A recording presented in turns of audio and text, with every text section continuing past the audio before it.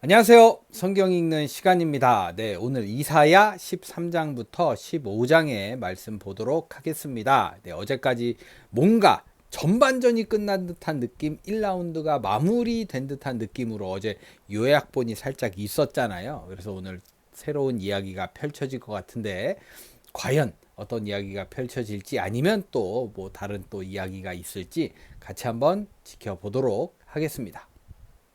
네, 그럼 먼저 이사야 13장의 말씀 보겠습니다. 이것은 아모스의 아들 이사야가 바빌론에 대하여 하나님께 받은 말씀이다. 네, 바빌론에 관한 거래요. 이스라엘아, 너희는 벌거숭이 산 꼭대기에 길을 세우고 군인들에게 소리치고 손을 흔들어 바빌론 귀족들의 집을 공격하라는 신호를 보내라. 여호와께서 용감한 자기 군대를 불러 그를 노하게 한 자를 벌하게 하실 것이다. 산에서 떠들어대는 소리를 들어보라. 여러 민족이 모여서 떠드는 소리이니 전능하신 여호와께서 전쟁을 위하여 군대를 소집하는 소리이다. 그들은 바빌론을 치기 위해 멀리 땅 끝에서 왔으니 여호와의 분노를 터뜨릴 무기이다. 예, 바빌론이 뭔가 큰 잘못을 한 것 같네요.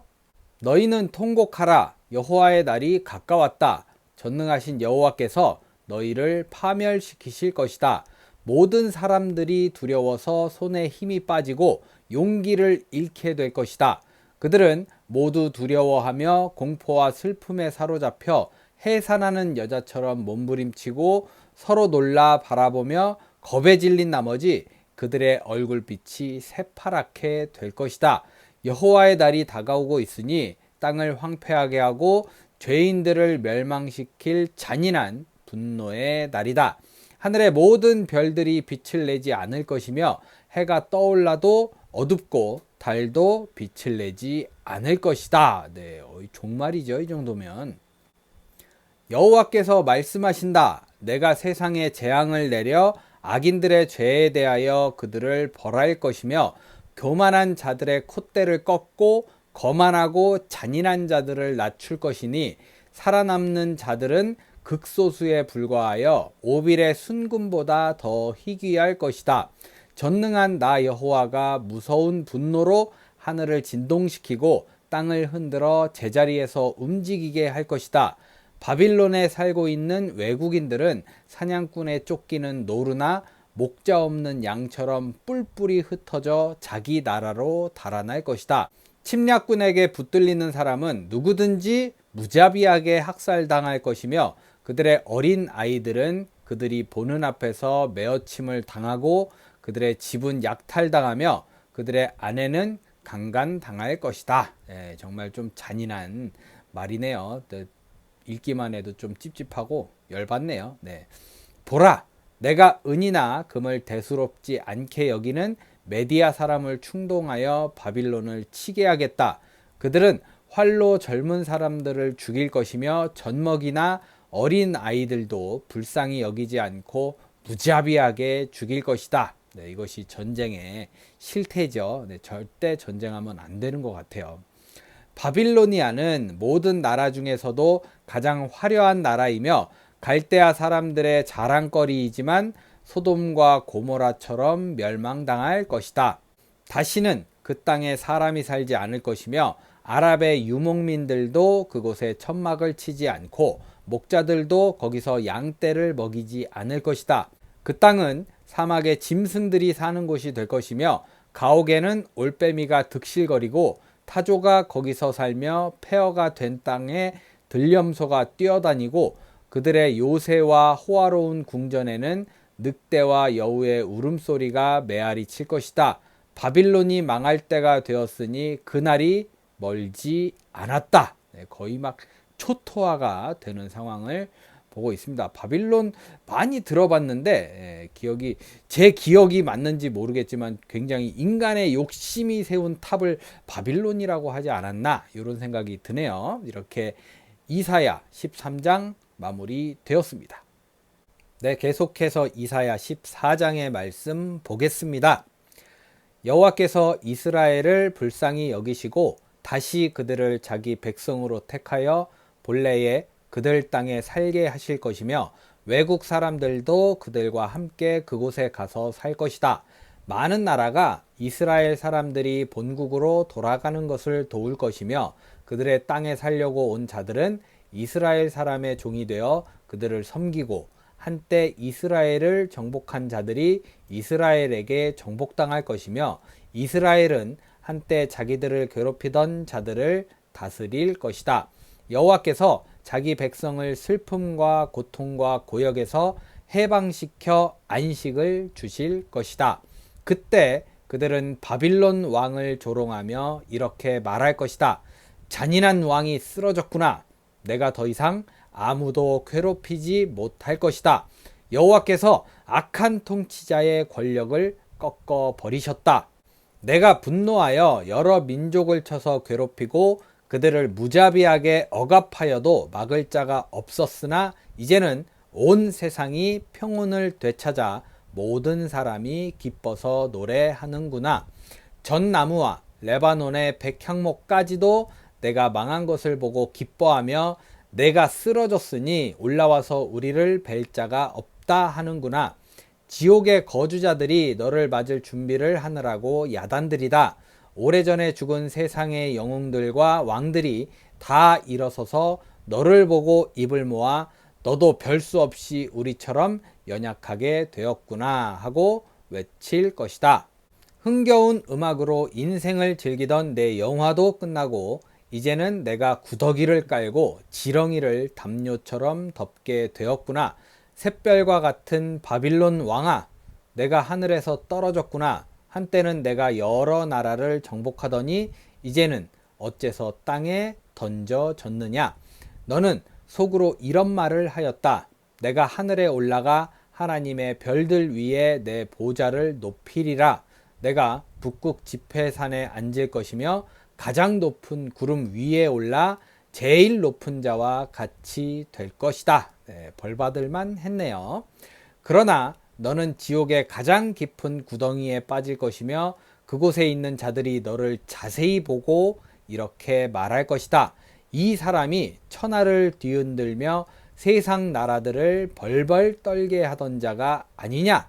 이 사람이 수많은 도시를 파괴하며 온 세상을 황무지로 만들고 포로들을 자기 나라로 돌려보내지 않던 자가 아니냐. 그래도 세상의 모든 왕들은 의젓하게 자기 무덤에 누워 있으나 너는 무덤이 없어 내 시체는 쓸모없는 나뭇가지처럼 던져져 전쟁으로 죽은 군인들의 시체로 덮일 것이니 길바닥에서 짓밟히는 시체와 다를 바 없을 것이다. 내가 내 나라를 파멸시키고 내 백성을 죽였으므로 너는 다른 왕들처럼 장사되지 못할 것이며 너처럼 악을 행하는 자의 후손은 기억에서 영원히 사라질 것이다. 너는 이 악한 왕의 아들들을 학살하여 그들이 다시 일어나 세상 나라들을 정복하며 도시들을 재건하지 못하게 하라. 전능하신 여호와께서 말씀하신다. 내가 바빌론을 쳐서 파멸시키고 그 이름은 물론 지금 살아있는 생존자들과 그들의 자손들과 그 후손들까지 모조리 없애버릴 것이다. 내가 또 바벨론을 늪이 말고 들짐승이 우글거리는 황폐한 땅으로 만들며 멸망의 빗자루로 그 땅을 쓸어버릴 것이다. 이것은 전능한 나 여호와의 말이다. 전능하신 여호와께서 맹세하시며 이렇게 말씀하셨다. 내가 계획한 것은 반드시 이루어질 것이며 내가 하기로 마음먹은 것은 반드시 실행될 것이다. 내가 이스라엘 땅에서 아시리아 사람을 파멸시키고 그들을 나의 산에서 짓밟을 것이며 내 백성을 아시리아의 멍에와 그들의 무거운 짐에서 벗어나게 할 것이다. 이것이 온 세계에 대한 내 계획이니 내가 손을 펴서 세상 나라들을 벌할 것이다. 전능하신 여호와께서 이렇게 하시기로 작정하셨으니 누가 그 계획을 좌절시킬 수 있겠는가? 그가 벌하시려고 손을 펴셨으니 누가 그것을 막을 수 있겠는가? 이것은 아하스 왕이 죽던 해에 내가 받은 말씀이다. 블레셋 사람들아, 너희를 치던 막대기가 부러졌다고 기뻐하지 말아라. 뱀이 죽어도 그보다 더 무서운 독사가 있고 독사보다도 더 무서운 날아다니는 불뱀이 있다. 여호와께서는 자기 백성의 가난한 자들에게 목자가 되셔서 그들을 안전하게 살게 하실 것이지만 너희 블레셋 사람들에게는 무서운 흉년이 들게 하여 살아남는 자가 없게 하실 것이다. 블레셋 성들아, 통곡하라. 너희는 다 망하게 되었다. 잘 훈련된 군인들이 북쪽에서 구름대처럼 몰려오고 있다. 우리가 블레셋 사신들에게 어떻게 대답하면 좋을까? 우리는 그들에게 여호와께서 시온을 세우시고 고통당하는 자기 백성이 거기서 피난처를 찾게 하실 것이라고 말하겠다. 그렇죠. 벌하실 때가 있지만 이렇게 완전하게 회복시켜 주실 때가 있는 거예요. 교만하면 안 됩니다. 하나님께 쓰임 받았다고 해서 막 교만하고 자랑하고 결코 좋은 결과를 맞지 못하는 것 같아요. 이렇게 이사야 14장 마무리 되었습니다. 네, 끝으로 이사야 15장의 말씀 보겠습니다. 이것은 모압에 대한 말씀이다. 하룻밤에 모압의 아르성과 길성이 망하여 황폐할 것이다. 디본 사람들이 그들의 산당에 올라가 슬피 울며 모압 사람들이 느보와 메드바 성의 운명에 대하여 통곡하는구나. 그들은 슬퍼서 자기들의 머리를 밀고 수염을 깎았으며 거리에서는 사람들이 굵은 삼배를 걸치고 다니며 옥상과 광장에서는 통곡하고 슬퍼하는 소리가 들려오고 있다. 헤스본과 엘르알레 사람들의 부르짖는 소리가 멀리 야하스까지 들리므로 모압의 가장 용감한 군인들까지도 두려워 떨며 낙심하고 있다. 모압을 생각하니 내 마음이 슬퍼지는구나. 그 백성들은 소아엘과 에글랏 슬리시아로 도망하고 루힛 비탈길로 올라가며 슬피 울고 호로나임으로 가는 길에서 그들의 멸망을 탄식하고 있다. 이름들이 어렵네요. 비탈길 이름도 있어요. 니므림 시냇물이 마르고 그 시냇가에 풀이 시들어 푸른 것이 없어졌구나. 그래서 사람들이 짐을 꾸려가지고 버드나무 시내를 건너가고 있다. 모압의 온 땅에 통곡 소리가 메아리치고 슬피 부르짖는 소리가 에글라임과 브엘 엘리메까지 들리며 디본 시내는 피로 붉게 물들었다. 그래도 하나님은 디본의 재앙을 더 내리실 것이다. 모압 피난민들과 그 땅에 남아있는 사람들에게 피비린내 나는 사륙이 있을 것이다. 네, 이렇게 좀 뭔가 무섭게 재앙이 내려오네요. 이렇게 이사야 15장 마무리 되었습니다. 네, 이렇게 해서 오늘 이사야 13장부터 15장의 말씀까지 모두 읽어봤습니다. 굉장히 좀 두렵고 떨리는 말씀이었는데요. 하나님께서 재앙을 내리시지만 멈추실 생각이 없다. 이게 또 더 좀 마음에 팍 오더라고요. 네, 참 두렵다라는 생각이 들었는데 어제 분명히 경고를 하셨던 걸로 전 기억을 하거든요. 너 교만하면 큰일 난다 나중에 이렇게 말씀을 하셨지만 그러지 않았잖아요. 계속 교만하고 자랑하고 자만하고 이랬잖아요. 그 결과가 이렇게 나온 게 아닐까라는 생각이 들어서 오늘만큼 좀 이렇게 교만하지 말자라는 생각이 드는 말씀이었던 것 같습니다. 네, 모쪼록 여러분들 오늘 복된 하루 잘 보내시고요. 교만하지 마시고 우리가 얼마나 잘났겠어요. 우리 얼마나 대단한 사람이겠어요. 어차피 다 사람인데 그렇죠? 오늘만큼은 겸손하게 하나님과 즐겁게 보내시는 하루 되시기를 바라겠습니다. 저는 내일 이사야 16장부터 18장의 말씀을 들고 찾아오도록 하겠습니다. 오늘도 함께 해주신 여러분 감사합니다.